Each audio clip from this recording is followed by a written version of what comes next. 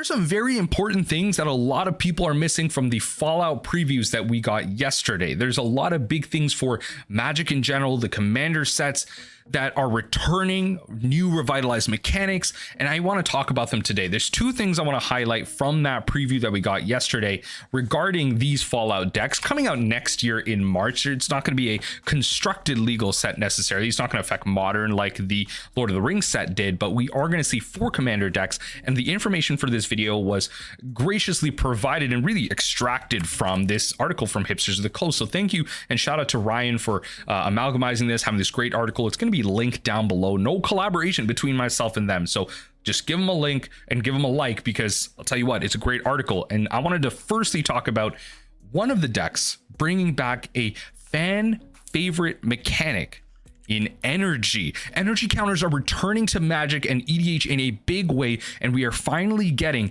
energy payoff commanders. And one of the face decks of the one of the face legendaries, one of the decks of the Fallout set coming out, or in called Science, we're going to get Dr. Madison Lee, and the secondary commander in Rex Cyberhound, providing us with a Jeskai payoff for energies. Whenever you cast an artifact spell, you get an energy counter, says Dr. Madison Lee. This is going to be a great way to finally have all of these different energy cards that you have collected throughout your Magic history. You want to have different legendaries paying them off. Well, now Dr. Madison Lee is a payoff. It's a card that generates energy by themselves, casting your artifacts, and works very well alongside thematically with those Kaladesh and Aether Revolt cards. There's a lot of artifact payoff cards in that set. Well, guess what? Kaladesh in a set full of inventions, we have plenty of artifacts. Heck, even Aether Revolt had that. But if you look at the Scryfall search for Aether Revolt, Kaladesh, and just put in legendary, we don't have any energy payoffs in the command zone. We have a lot of,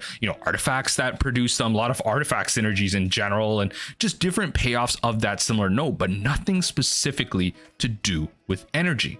And that's what I think is great for the commander format. We're going to see a big boost in this returning mechanic, and we're finally going to get, well, I shouldn't say finally. Aetherworks Marvel was already doing crazy busted things, but we're going to see things like Radstorm bring this archetype to a whole new level. Radstorm obviously just being more relevant in a deck that I'm going to talk about later, but proliferating your energy counters, getting more and more.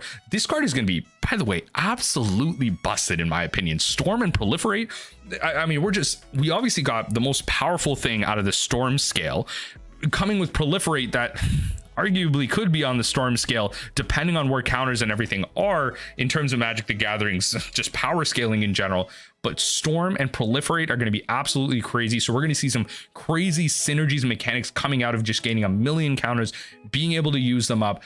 It's going to be great in general to bring new life to these Kaladesh and Aether Revolt cards, and I'm so excited to see Dr. Madison Lee. Definitely a card that I'm looking to personally potentially build, but the one that I'm definitely going to build is coming up next. And really, I have to mention the cute doggo in Rex Cyberhound, another great energy payoff, and one that's leading up to the next mechanic I want to talk about, where we have a little bit of self-mill, a little bit of mill theme, graveyard recursion, using your graveyard, milling over your deck theme coming from the Fallout sets. Obviously from a wasteland theme, this kind of nostalgic Lost America type of thing, a lot of scrapping and scrounging, sacrificing things, putting them together to make new things. You're going to see that in Rex Cyberhound. This is obviously very thematically in line with Rex, kind of exiling things from graveyards and gaining those activated abilities. The quests that you get out of the Fallout games is actually very thematically followed along with this, as you saw in stream, where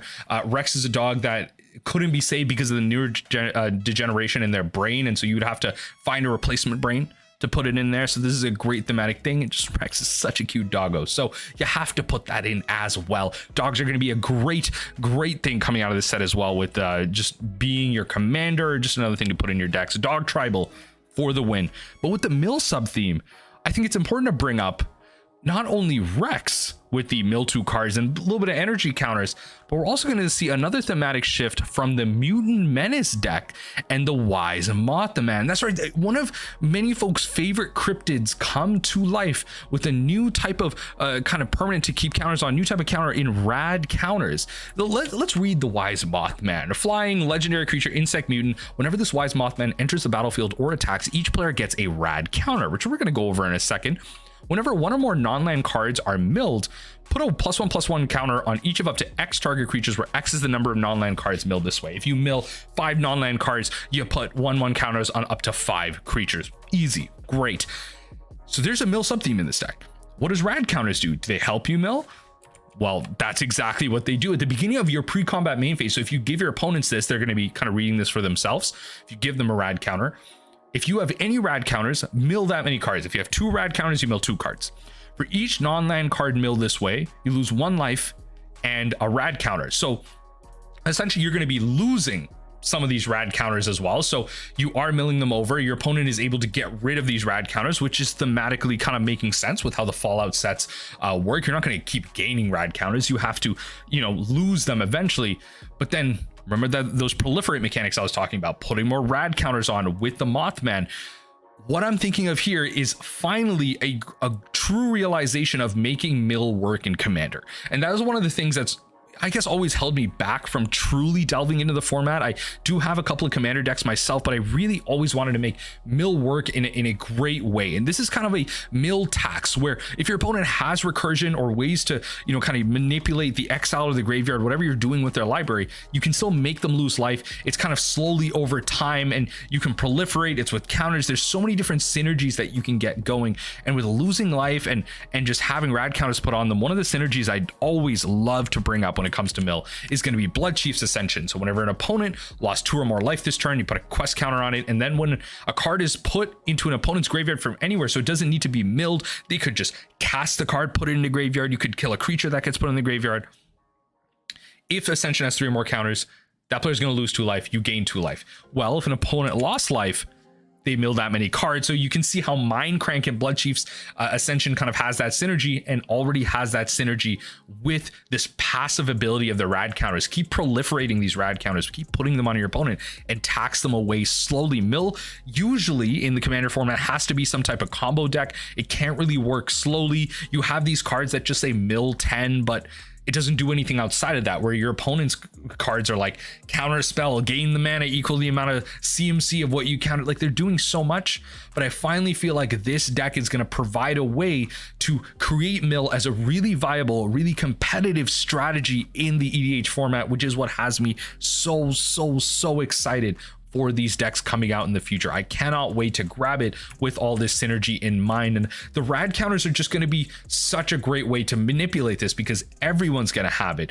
Everyone's going to be equally sharing, whereas a lot of mill cards are single target. They don't say each opponent. Until very recently with cards like Tasha's Hideous Laughter or Fractured Sanity, mill was very much a one-on-one mechanic, something for constructed as a meme. But I think with decks like this, giving it to a group as a commander mechanic is going to be a great way to finally make mill viable in different ways in a more casual pod.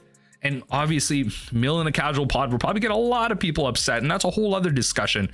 But I think this is going to be a great step forward for the archetype, let alone the fact that we're getting back energy. I think mill, look, I wanted to try and glimpse over this, but I think I have to bring it up. And there is going to be a collective groan from the group right now. And we don't need other reasons for Atraxa to be playable, let alone, Atraxa to have more things to proliferate. But this is a great mechanic for Atraxa as well. This is a great way to just have like non-infect related win conditions with Atraxa. You could just keep proliferating with your rad counters. And obviously it's only going to trigger like on one specific phase, so on their pre-combat main. So maybe there's ways you could end turns really quickly after that triggers off and they just keep going. So Atraxa's Praetor's Voice is going to be a great commander for this as well. But again, proliferate. I love the fact that we're using counters. We're not necessarily using hard cards that do this. They can't really interact with the rad counters unless they remove them. Not a lot of people have the ability to remove counters in the commander format, let alone play single target removal. So I love how this gets around traditional ways of stopping mill. They're still losing the life even if they have a Shuffle Titan in their graveyard. They're still losing life if they have ways to recur things out of their graveyard. And even if you're exiling things away, they're not going to be able to get that back if they're gaining 1,000,000 life. So it's kind of 2 ways to attack with mill against your opponent, which is why I think it's so viable and so powerful. So again, thank you to Hipsters of the Coast and Ryan for putting out this article and allowing me to really keep my thoughts succinct in this. Link down below to this, but letting me know what you think in the comment section down below. Are you excited for the Fallout sets coming out? Are you excited for Mill to be, I guess, viable in a different way in the Commander format? And then in general, what is your excitement level about energy? Returning mechanic coming back to Magic the Gathering in a big way. Let me know in the comment section down below, and I'd love to hear your thoughts.